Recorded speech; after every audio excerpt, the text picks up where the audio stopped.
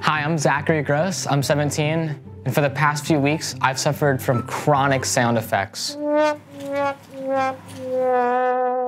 It all started when I fell asleep during a Looney Tunes documentary.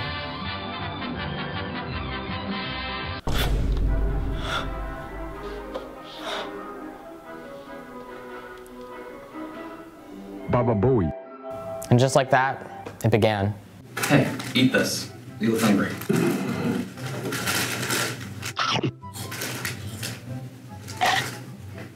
Nom nom nom. Stop!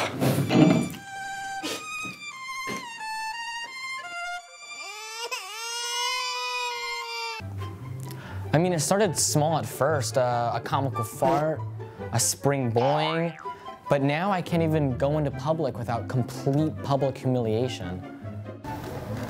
Zach! A banana!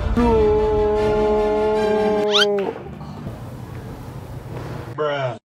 And now it's affecting my schoolwork as well. Zach, what are you doing here? I don't want to see you in here ever again. Get out. No, get out! At this point, I've come to terms with my sound effects. They are my gift, my curse, and I can't escape them.